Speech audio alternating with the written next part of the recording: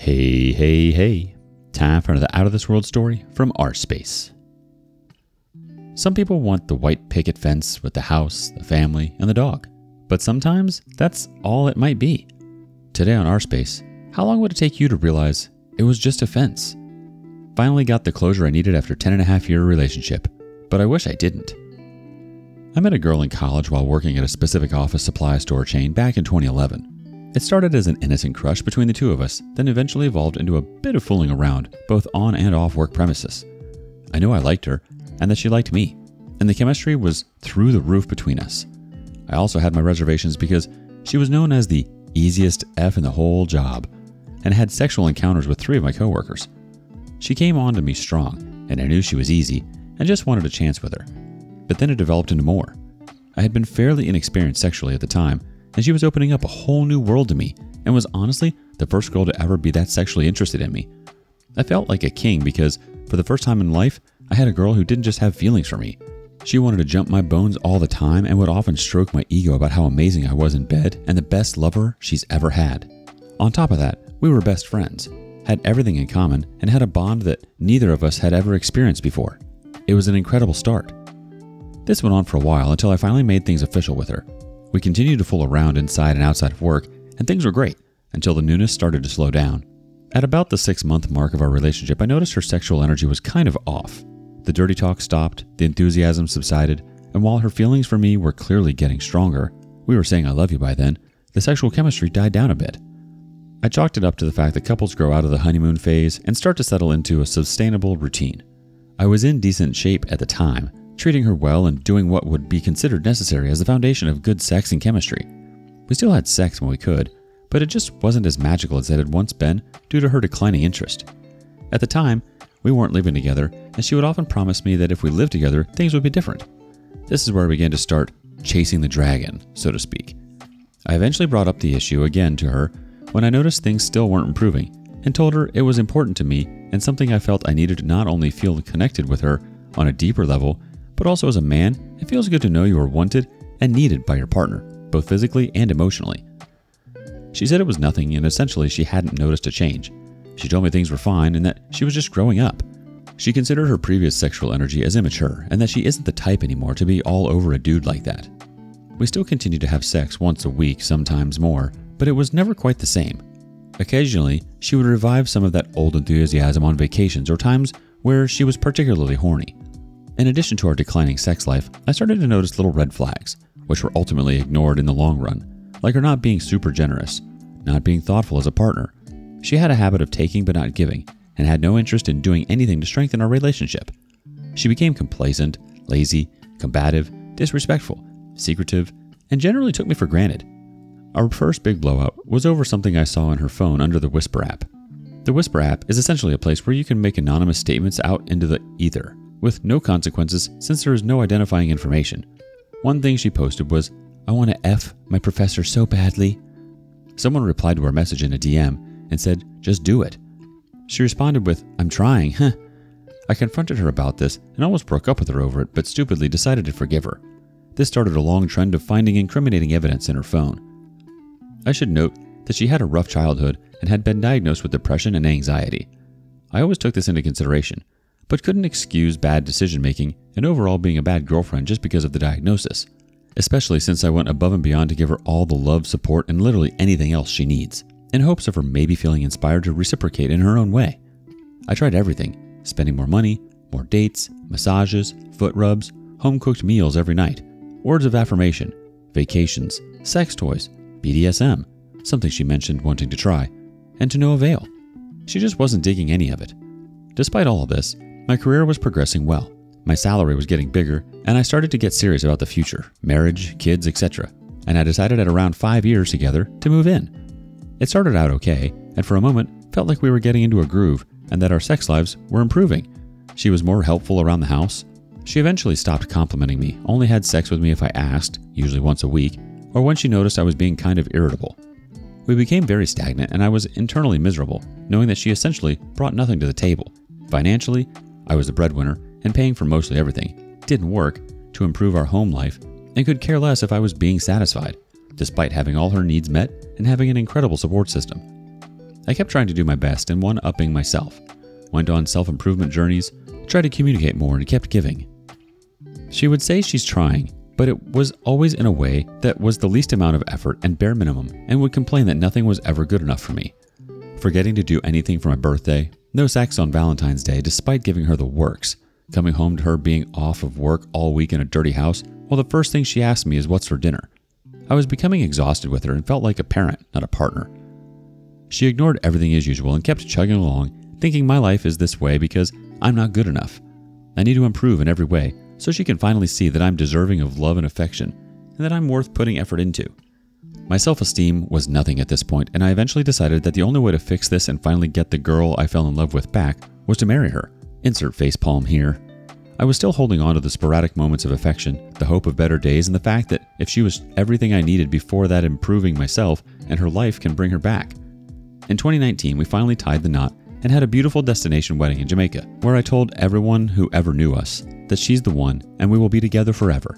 This is where our relationship started to take a turn for even worse. Because our relationship spanned over 10 years, it's hard to put it all here. I will follow up with a part 2 and explain how the cheating started and how everything eventually led to nasty divorce. Sorry for the wall of text. Since they paused, let's check in with the community, see what's going on. McJohn77 says, "This story is an absolute train wreck. You start dating a girl because the sex is great. Eventually the sex dies down and she starts being less affectionate. So you move in with her? Then this continues and escalates, and you find evidence of her either cheating or at least wanting to cheat. So you marry her? At a certain point, I have to start taking the blame off of her. She showed you who she really is, repeatedly. You just chose not to believe her." DOP replies, "For sure, man. 6 months later, I get it now, and obviously see what you mean. Young, dumb, insecure, and inexperienced. Trust me, I know after a certain point, it was my fault for ignoring red flags and pushing forward."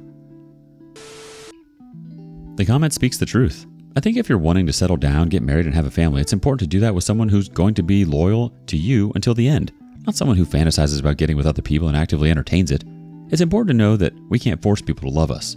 Thinking marriage and babies are the answer to everything is wrong. How are we supposed to accept love into our lives when we can't even show ourselves the love that we want to receive?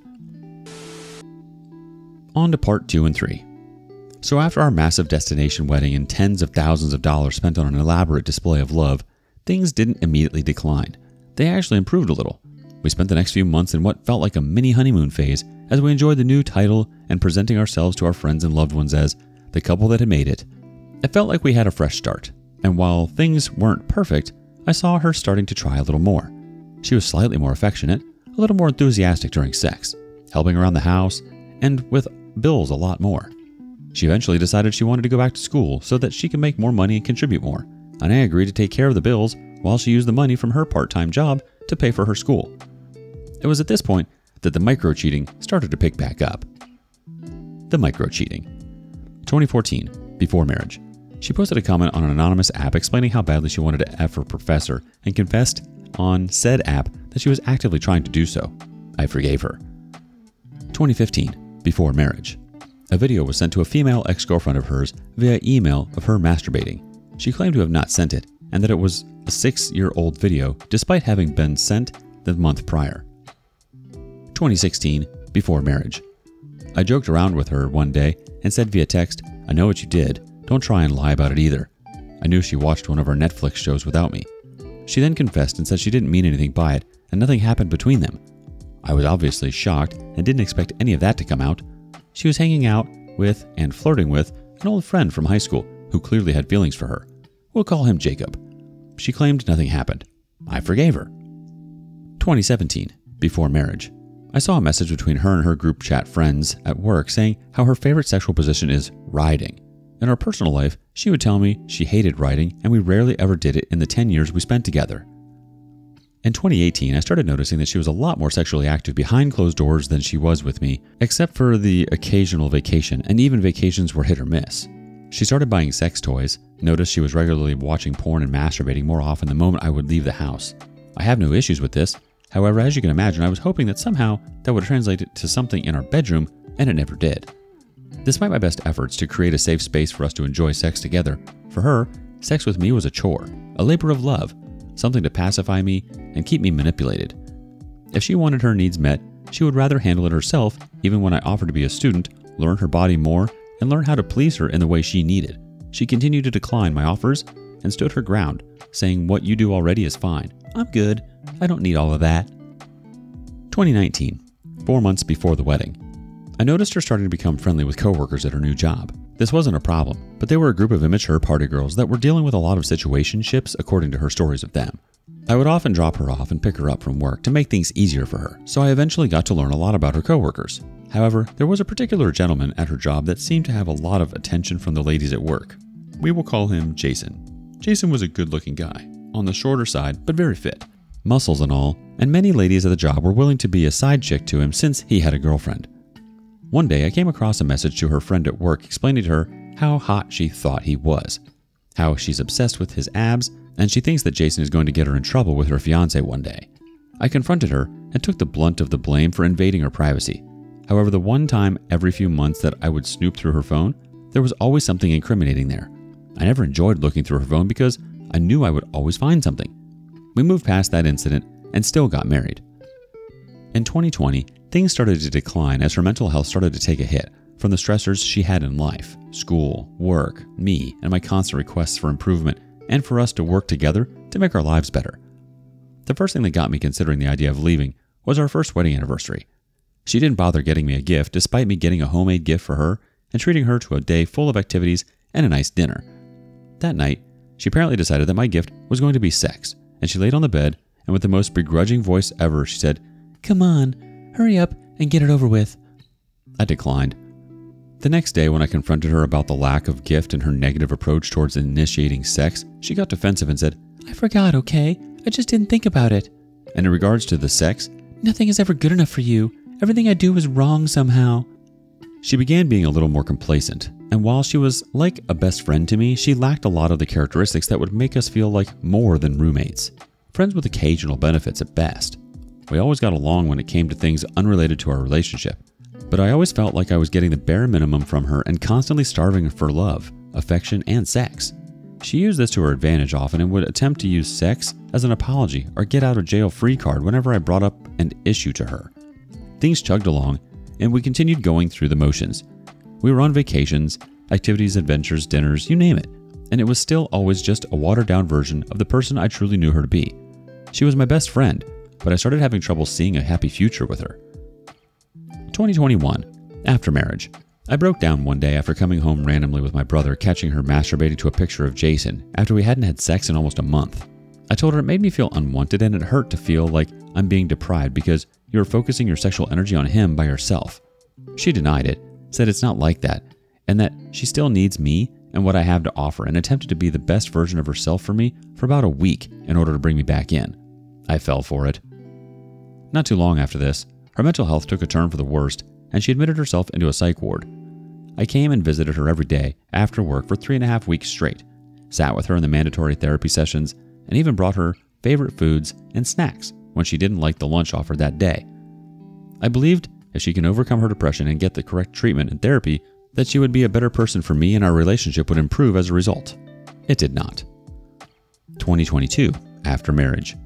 This is when everything officially went to crap. Notice that she is spending a lot more time with our friends and partying and having fun. There was also a trend of being really casually dressed when we went out, but being dressed to impress when she went out with her coworkers. She also developed a new habit of posting overly sexual memes and text posts that were vague, but still clearly had nothing to do with me based on our current sex life. I would question her about it when she would reference things like she loves in the bedroom in these story posts, and I would ask, "Is that something you enjoy? I can do that for you if you like." And she would just kind of dismiss it, feeling as if I was trying to control what she does on her social media. Not too long after this, I'm cleaning under our bed and I find a massive dildo, and I mean massive. I told her it made me uncomfortable that you were using it based on our lack of sex life, and she claimed that she has never used it before. I moved on, but as you can imagine, it left me with a very weird insecure feeling that just never sat right with me. At this point in my life, my career was going well. I had side hustles and passive income streams set up and had started to become a little more consumed with work. However, always set aside entire days and weekends for us to spend together doing something she loved, and I would always spoil her and try to take care of her emotional needs the best I can. I got really into NFTs at the time, and during a week-long NFT convention, I spent a lot of time out that week networking and meeting people from the space. I'm not usually that guy. I'm usually home doing something nerdy and really only went out with my wife and my boys occasionally. However, that week I was out late almost every day and let her know ahead of time that this was going to be the case and it would only be temporary, even going as far as to invite her to all of the events I was able to get her into. One morning, I was out late for the Bored Ape yacht party and was communicating with her the entire time, giving her my timeline and when I planned to arrive home. I found it odd that she was up until 2 a.m. still texting back when she usually went to sleep early. Went home that night, found her still up, and didn't think much about it. We both eventually fell asleep. The next morning I noticed she isn't in bed. She sometimes gets up before me, and I get woken up by the sounds of her Apple Watch buzzing frantically with text messages.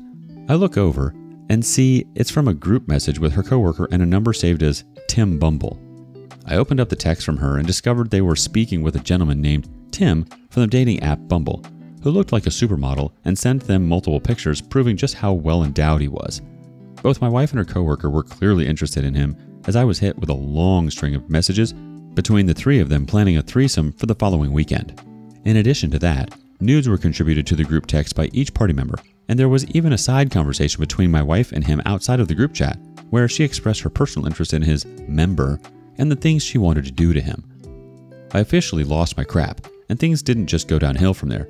They went off a freaking cliff. Edit. Part 3 since it was removed. So, after finding a mountain of incriminating evidence against her, I gathered my thoughts and proceeded to confront her with a, "Who the F is Tim?" She told me that it was her coworker's friend and that she was putting on an act with them in order to help her coworker out. Apparently, her coworker really liked the guy, met him on Bumble, and wanted my wife's help at seducing him into a threesome. The plan was to set up the threesome, my wife would bail at the last minute, and Tim and the coworker would be together alone to complete the deed. This was the most idiotic thing I ever heard. Obviously, I was frustrated by the betrayal of her being completely inappropriate behind my back, but it was also the fact that she displayed a type of energy towards the stranger in those messages that I had been trying to receive from her for years. She claimed she was incapable, claimed her sex drive wasn't what it used to be, and that dirty talk made her feel uncomfortable. But here she was contradicting herself in every single way possible. We cooled off for a bit and I went to a friend's house for 2 days to clear my head and figure out the next steps.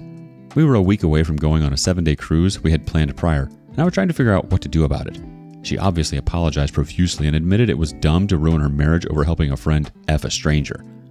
She started the process of trying to temporarily be the world's best wife for the next week, sending me lunch through Uber Eats with love messages, helping out around the house, trying to be sweet and affectionate, and offering me sexual favors. One particular night, we had really great, mind-blowing, emotional sex that reminded me of our earlier sex life, and it made me feel like this was the push she needed to get back into that headspace with me again. If this is what she will be like moving forward, then I could possibly move past things and start rebuilding trust again. So I forgave her and tried to move forward, even deciding to take her on the cruise with me. The cruise went alright for the first few days as I tried to keep my mind off things and enjoy the new effort she was putting in and the person she was trying to be for me, but it kept eating me up inside. Eventually, about 4 days in, I cracked and looked through her phone again to see if there was any evidence I was missing out on. To be honest, I didn't really find much other than a conversation with said coworker vaguely commenting on the issues of our relationship based on conversation they must have had prior.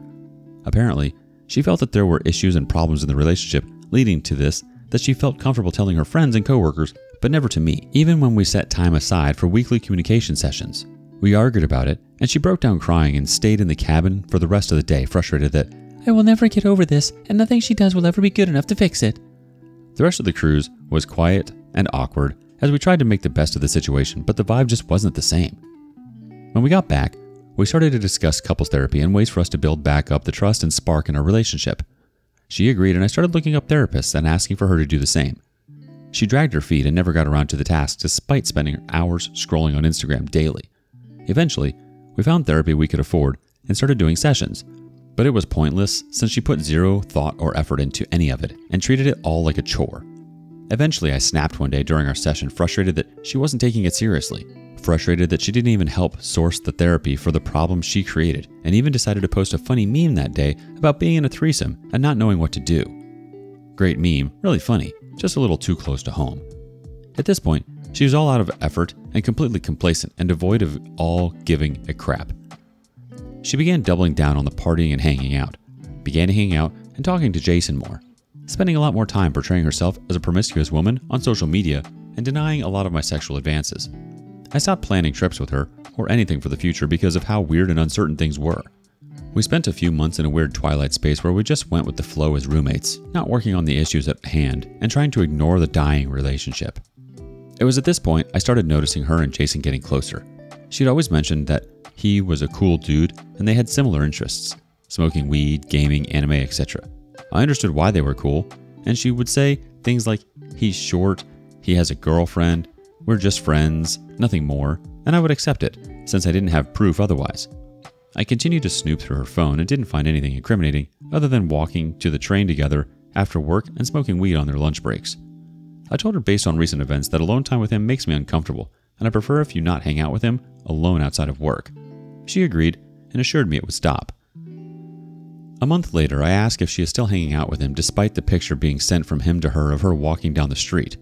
I don't know the reference behind this picture, and she claimed not to know why he sent it either. She assured me nothing was going on and sent me a screenshot of her text messages with him, which were few and far between over the course of the last few months, essentially saying that they barely communicate. One Sunday morning, she had plans for brunch with her friends, and she was dressed stunning. Of course, I had already felt like she put more effort into her appearance when going out with friends than with me, but I saw she was happy and excited for the day, and I tried to just internalize it. She noticed I was a little off and asked me what's going on with you. "You seem upset about something." I told her how I felt, and she proceeded to cry, saying I always have to find a way to ruin her fun and put her down. "It's like you see me being happy about to go have fun and try to take it away from me before I go." That was never the case for me, and I explained that to her, but it fell on deaf ears and she just left upset. She ignored my texts and calls the rest of the day as I tried to gauge when she was coming back home. My cousin was admitted to the hospital the day before and I wanted to use the car to see her. She never responded. I ended up falling asleep waiting for her to come home around midnight, only to wake up when she drunkenly stumbles into bed and passes out with all her clothes on from the night before. She refuses to answer any of my questions and falls asleep. Me being upset and unable to sleep, I went into the living room to sleep. I noticed something fall out of her jacket pocket and saw it was a throat spray she had apparently purchased that night. It was still in the packaging and she keeps all of her receipts. I never brought it up to her as I didn't know how to. In the morning, I asked her what happened that night and she said she got really drunk and was upset with me and wanted her space. She also told me that she decided to do coke that night for the first time. Neither of us had ever tried it, because her friend really wanted some, and she tried to bump off a random dealer in the middle of the park to test it before purchasing. I freaked out and told her it was idiotic and irresponsible, and she could have died, but she brushed it off and told me, "I'm always mad about something." 2 days later, on Yom Kippur, I went to work to see most people had decided to work from home that day. I wasn't aware that the holiday was that day, and thought it back to earlier in the morning. My wife was getting ready for school as I was getting ready for work, and was prepared to head into class. After realizing that she went to a public college and shouldn't have class that day, I called her to find out where she was. She never answered, and instead texted me, telling me she found out there was no class when she got there and was headed back home. It was around 12 p.m. I told her to call me ASAP. She took 2 hours to do so, saying she was on the train. I didn't feel comfortable about it, and later at home asked her to promise me she was telling the truth. I noticed that night in her phone that her coworker had texted her, "How did it go?" To which she called her and spoke with her for 20 minutes. The following morning, I noticed her drawer was open and I saw something familiar, the deep throat spray, and what I thought was the associated receipt. However, this time, the throat spray was not in its original packaging and had clearly been used. The receipt next to it was actually for a McDonald's drive-thru order nowhere near our apartment or her school around the time she said she was on the train. I confronted her and she assured me it wasn't her receipt and that she just tested out the spray. She also tried to convince me that she bought it for me and her to use, despite never telling me this and purchasing it on a night where she claimed to be mad at me. I asked her about what her coworker meant about "how did it go?" How did what go? And what did you guys talk about if there was no school that day? She dismissed it as her and her coworker just catching up. A month later, I found myself going through the phone records online trying to locate a number I had called in the past for tax help, and realized that I was able to see who texts me and who I have texted going back months prior. I couldn't see the content of the texts, but I was able to see who sent what to who and when. Instantly, I decided to look under her phone records since I was the primary account holder. I noticed that she had been texting a certain number back and forth for months. I go to her phone to try to locate the contact, and lo and behold, it's Jason. Thousands of messages between them over the course of 3 months, none of which were reflected in the empty screenshot of her messages with him, meaning she must have been deleting everything as she goes. I was furious and confronted her. Prior to this, she told me she had no one to talk to about her problems, and her world was falling apart because she had no support system like I did with my friends, despite how close she had seemed to get to her coworkers. When I confronted her about Jason, she finally admitted that they had become close, and he was like one of her closest friends, and that they confided in each other about their individual relationships, and that it was platonic otherwise. She eventually also admitted that she had saw him that day on Yom Kippur when she went to school, and that they still hang out outside of work. I was furious. This was the final straw, and I told her if you really like him that much, you should be with him. She yelled back frustrated, saying that she doesn't even like him like that, and nothing she said would get me to believe her. Claimed I was being jealous for no reason, and that their friendship doesn't threaten us in any way. I couldn't trust her anymore, and didn't believe anything she said, obviously, so I reached out to Jason. I asked Jason if he was effing my wife, to which he claimed no, he wasn't. They just talk and hang out sometimes. He doesn't keep any records of their messages because he has a girlfriend and doesn't want any drama by saving texts with female coworkers. Claimed he doesn't mess with girls at work as a personal rule, and apologized to me, telling me that, as a man, I'm sorry you're going through this. I didn't know what to believe. I thanked him for the honesty and proceeded to tell my wife to leave the apartment for a few days while I packed my stuff. I packed, I cried, I said goodbye to my cats and goodbye to her, and proceeded to go to my father's house after the most traumatic final goodbye I had ever experienced. We were both devastated to see where we currently were after all we had been through and how far we had come. All I wanted was to go back to better days, but I couldn't stop thinking about the lying, the mistrust, the laziness, and the complete void left in me by being in such a toxic, unsatisfying relationship for so long. I became a shell of myself. Were there really good old days, or was it all in your head? It seems like she wasn't really invested in the relationship from the beginning, and at the least, she was just in it for free sex, and once the passion and desire wore off, it was all very surface level. There was no substance in the relationship. When you met her, she had already had a reputation as the easy one at work and pursued people at work. I'm not sure this relationship was meant to last. I'm also sorry you were in it for so long, OP. Technically not cheating, but it sure feels like it. My 31 male, ex 29 female, started getting close to her coworker, and I found out from a conversation with another female coworker that she was really into his body, found him attractive, and felt like he was going to get her in trouble with her husband. I felt uncomfortable and told her about this, and she kind of gaslit me into thinking it's nothing. Fast forward a year, and they become even closer, hanging out after work and during lunch breaks, smoking weed together and walking home together. I discovered this and told her I'm uncomfortable with it. She says okay and agrees to limit their time together. A month or two later, I ask if she's still spending time with him. She says no and tries to prove it with screenshots of their messages, which are few and far between. A month later, I found out she skipped college classes to hang out with him alone because I checked the phone records and saw that they had been texting a lot more than she let on, and was deleting messages and hiding their private hangouts. She slowly started to come clean, but swore up and down it was platonic and that he was like a brother to her. They were only discussing the issues in their relationship, and there are no romantic feelings involved. Not too long afterwards, in a completely separate conversation, she casually mentioned to me that she is no longer sexually attracted to me and gave no suggestion or insight on how I could work to fix that for her. I couldn't take the lying, gaslighting, and the uncertainty, and things were already on the decline. Sex life slowed down a lot. Lots of emotional neglect, insecurity from micro-cheating, invading privacy, and then trying to tell her not to talk with her coworker who was a threat to our marriage. It wasn't going well. Broken trust from the inappropriate conversations she would have with coworkers and strangers. It was all too much, and I finally decided to move out and end it all with hopes that she would see my value and come back ready to be a good wife now. 5 months later, I was doing well in life. New job, new apartment, 30 pounds lost, and a boost of confidence from meeting new women with lots of successful moments. I felt like me again. Then her and I started reconnecting again. We weren't yet divorced and we missed each other, and both agreed to still be friends with benefits and see where things go. Possibly in the future we would get back together, and I held on to that because of the length of our relationship, 10 years, and the fact that she was my best friend. Things went well at first and it felt like old times, and there was clear chemistry and familiarity, but she wasn't overly aggressive with her feelings towards me, basically played the friends with benefits role well, and never let herself get into the sexual moments. It made me feel like she was not really into that part of our current relationship and the friendship was more important. I was just happy either way. About 2 months after we reconnected, she comes over one day. We grab some food and head back to my place to do the deed. It went well, and afterwards, we were just hanging out on the bed chilling when she fell asleep, naked next to me. I went out to the living room since I wasn't tired and played some PS5. I hear her phone go off and realize she left it in the living room. I got super curious and realized my fingerprint still worked for her phone. I snooped around and eventually found a picture of the same coworker in her phone, but it was a picture of him shirtless in her old apartment only a few weeks ago. I immediately open up his contact to see he is saved as Daddy Jason. I do a quick skim through and see all the graphic messages and pictures shared between them and lost my crap. This looks like it had been going on for a long time, but it doesn't look like they started having sex until we split. I took a picture of her naked on my bed from her phone and sent it to him saying, "You can have her, bro," then kicked her out of my apartment at 2 a.m. Told her I knew what she did and we can't speak anymore. I will call you with next steps for the divorce. I then proceeded to draft her the nastiest, most cruel message I could while also letting her know just how much this devastated me. She never responded.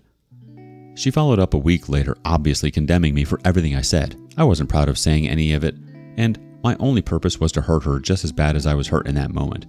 It all went over her head. She called me insecure. She said the resentful sex she would give me once every other week was never good enough, and the worst was all she had to say regarding what I had discovered was, "I'm sorry I hurt your feelings." I'm struggling to move on with other people now because I'm afraid that I'm not enough, and that if they don't show their interest the way my ex used to show interest in me, now she shows interest in that way to her coworkers, that it will never work. I just want a girl who likes me for me, thinks I'm good enough, and will always choose me even when we are old and saggy and have been together for decades. I just never thought women like her existed. I thought she was better than that. Did she cheat? Update. She sent a long apology explaining how sorry she is and she regrets it. I just asked her one simple question as a response. "I just want to know why you cheated." She said, "She is sorry and not sure. She says it was probably because she was attracted to him, feeling unhappy, and it was something new and exciting." That's all the closure I needed. She was truthful for once in her life and finally admitted to cheating. It doesn't change anything, but I'm glad the gaslighting and lying has finally ended and I can finally know where we stand and move on with a clear conscience. Thank you for all the support, everyone.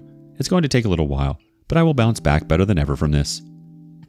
Let's see how the community reacts. Informal Writing 434 wants to say, "Yes, she cheated. She also had an emotional affair with him while you two were still together.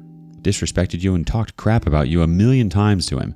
Even brought him over to your old home. The fact you even got back with her in the first place confuses the hell out of me. And even when you found the messages of her calling him daddy, she didn't even apologize. She just belittled you instead. Then you say you want a girl who treated you the way she did? You weren't the only one she was treating like that, so it wasn't even special." Another comment from Life Yogurt Closet 98. "No one lies about a platonic relationship. You already know she was deleting messages. No one skips college and lies to their spouse just to smoke weed. She's for the streets and you should have left her butt when you felt confident again, but you still wanted her validation. Well, you made sure the breakup was easy and you made sure she could move on easily. You should always tell your social circles the circumstances of separating. P.S. She is and was cheating." First off, she cheated on you for the majority of the relationship. Secondly, just because you're friends with benefits doesn't mean there is emotion involved. I'm sorry that you thought that this would lead to reconnecting with her, and the length of the relationship by no means is an indication of the strength of a relationship. You can be together with someone and it still feel like a prison. You just don't have the guts, the will, or the ability to leave. You two technically worked together while she was still messing around behind your back. I'm sorry this happened to you, but it also isn't surprising. You even admitted that the agreement was to be friends with benefits, and one of the benefits for her was that she was able to see you and still see him. What are your thoughts on this wild ride? Thank you for joining us today on rSpace. Be sure to like and subscribe and hit that notification bell so you don't miss out on our next video. We'd hate for you to miss out. See you next time.